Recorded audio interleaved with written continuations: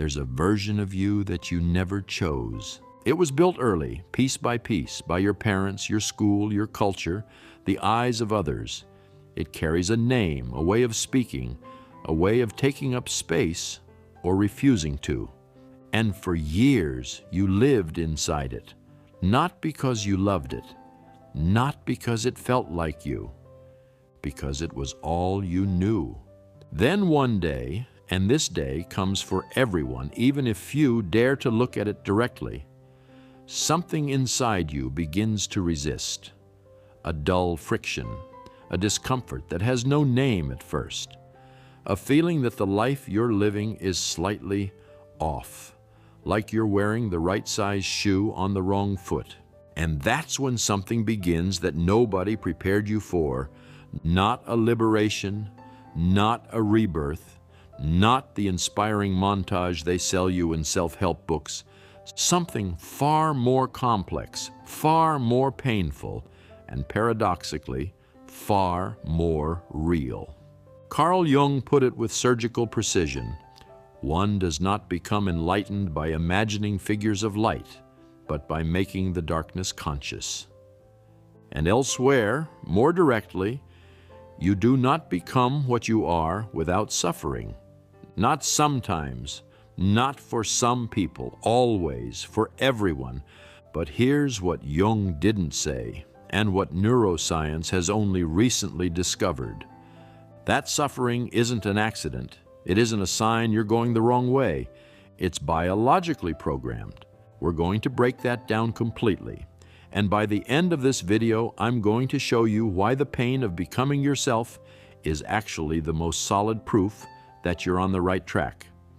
But first, you need to understand what you're losing. There's a grief nobody talks about. Not the grief of a person, not the grief of a relationship, the grief of an identity, the version of you that other people decided you would be.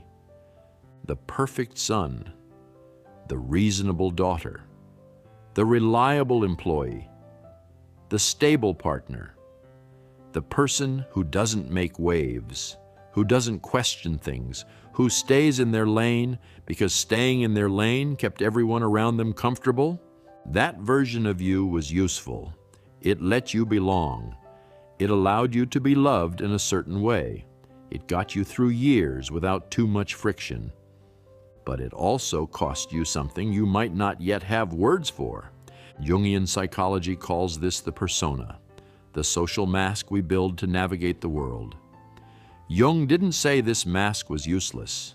He said it becomes dangerous when we forget it's a mask, when we start to believe it's our real face. And here's what nobody says plainly. Taking off that mask doesn't feel like liberation, it feels like loss, because you spent years building that version of yourself, refining it, making it convincing for others and for yourself. It has a history, habits, relationships that depend on it. And when you start moving away from it, you don't just lose a mask, you lose people. People who loved you genuinely, but who loved the version of you they had chosen. That's the first thing I want you to take from this video, not as a warning, as information. If you're in the process of becoming yourself, truly yourself, and relationships are disappearing around you, that's not a sign you're doing something wrong. That's a sign you're doing something real. But here's our first open question, one we'll hold on to for later. Can everyone go through this, or are some people too deeply anchored in the version others built for them to ever break free? We'll come back to that. Quick pause, just a moment. I started this channel for one reason, to help you understand yourself. No jargon, no bullshit, just psychology and Stoic wisdom, stripped of everything that makes them feel out of reach. We're still at the very beginning, so every single subscription matters more than you know. If what you're hearing right now helps you see yourself more clearly, subscribe. It's what lets me keep going and go even deeper in the videos ahead. Thank you. And now, let's pick up right where we left off. Here's something social psychology has documented for decades that nobody ever explains in these terms. Belonging has a biological price. The human brain is wired for the group. For hundreds of thousands of years, being excluded from the group meant death. Not metaphorically, literally. A lone human in the African savannah didn't survive. So the brain developed an alarm system that's exquisitely sensitive to anything that could trigger social exclusion. Neuroscientists at UCLA, led by Matthew Lieberman, showed using functional MRI that social rejection activates the same brain regions as physical pain. Literally, the same circuit, the same intensity. Which means that when you start to differentiate yourself, to think differently, to want a different life from the one your environment mapped out for you, your brain interprets that as a death threat, not a metaphor, an actual death threat in the neurological sense. And that's why most people never truly become themselves, not for lack of courage, not for lack of awareness, because the biological signal that says, stop, you're going to lose the group, is stronger, more immediate and more visceral than the signal that says, keep going, you're on the right path. The group speaks now. The self speaks in silence. Epictetus, the Stoic philosopher who spent the first years of his life in slavery, wrote in his Enchiridion, "If you want to improve, be content to be thought foolish and stupid about externals. Don't wish to seem knowledgeable to anyone. If you ever seem important to someone, be suspicious of yourself." 2,000 years later, the formula hasn't changed. Becoming yourself means going through a period where the people around you don't understand what you're doing, and your brain will tell you that's dangerous. That's where we reach the midpoint of this video, and the moment where I need to tell you something that contradicts everything you just heard. We just talked about grief, loss, biological resistance, everything it costs. What if all of that is wrong? Not wrong in the sense that the pain doesn't exist, it does, it's real. Wrong in the sense that you're misreading what it means. The neuroscience of identity change, a field that barely existed 20 years ago, has discovered something fundamental. The pain of becoming yourself isn't the sign of a fracture. It's the sign of growth. More specifically, when you profoundly change who you are, your values, your behaviors, your relationships, your brain literally has to rewrite neural circuits. Synaptic connections that have existed for years, sometimes decades, have to be dismantled. New ones have to be created. This process has a name, neuroplasticity, and it comes with a well-documented physiological state, a period of discomfort, anxiety, and disorientation that neuroscientists call transitional cognitive dissonance. In plain terms, your brain isn't hurting because you're doing something destructive. It's hurting because it's rebuilding itself. This is exactly what a muscle feels after intense training. The soreness isn't a sign of injury, it's a sign that the muscle fibers are rebuilding stronger. The pain of becoming yourself is identity soreness. And just like with a muscle, it only lasts if you keep doing the work. Jung had one word for this process, just one, that contains everything: individuation.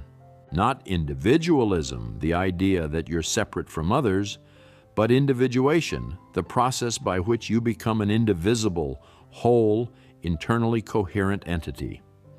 Jung described this as the central work of a human life, not professional success, not intellectual wisdom, individuation, becoming entirely, fully, painfully what you are. And here's what he observed over decades of clinical work with patients.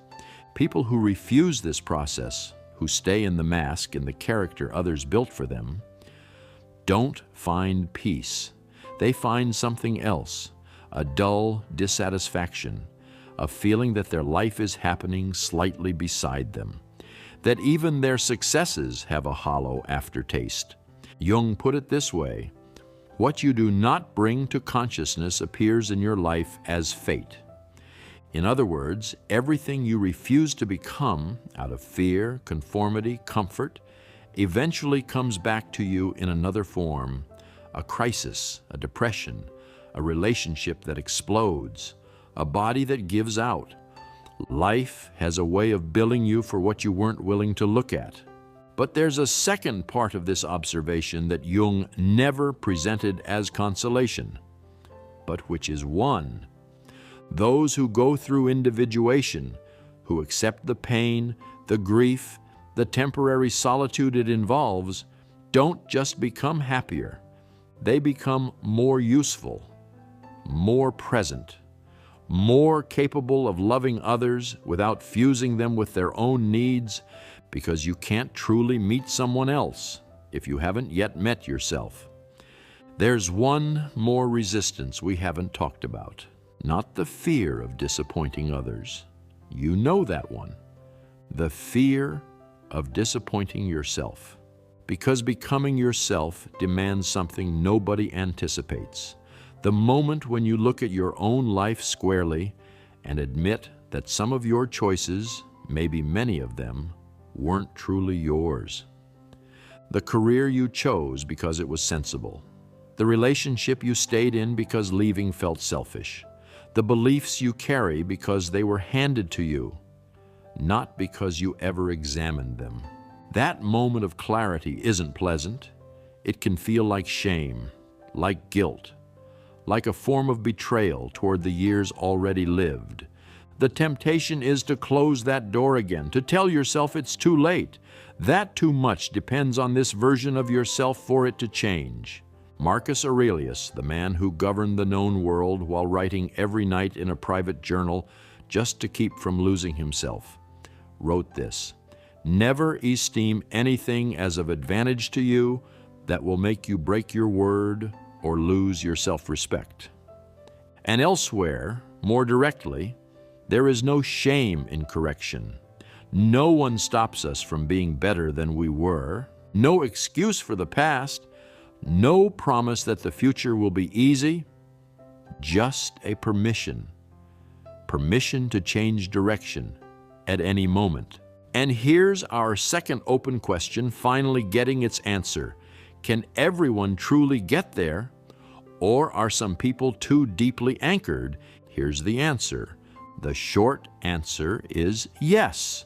Everyone can go through this. The long answer is not in the same way, not at the same pace, and not without a real cost. But here's what the psychology of human development has confirmed with remarkable consistency across dozens of longitudinal studies.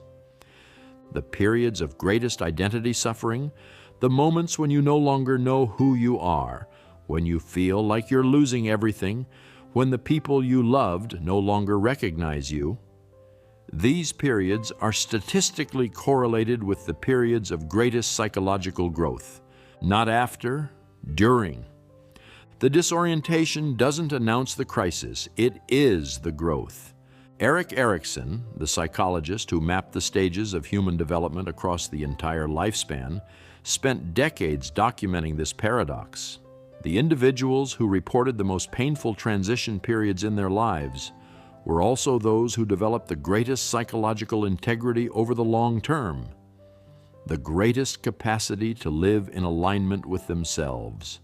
The pain wasn't the price paid for becoming themselves. The pain was the process itself. So here's where I land, not to reassure you with empty words, but to tell you something that self-help books rarely say this plainly. If you're going through something difficult right now, if you feel like you're between two versions of yourself, that the old one no longer fits and the new one isn't here yet, you're not losing yourself. You're finding yourself. And the fact that it hurts is proof that it's real. Stay. Keep going. Cross through. Because on the other side of that grief is you. Becoming yourself will make some people angry. And you'll feel it rise too, that heat in your chest when someone doesn't understand who you're becoming.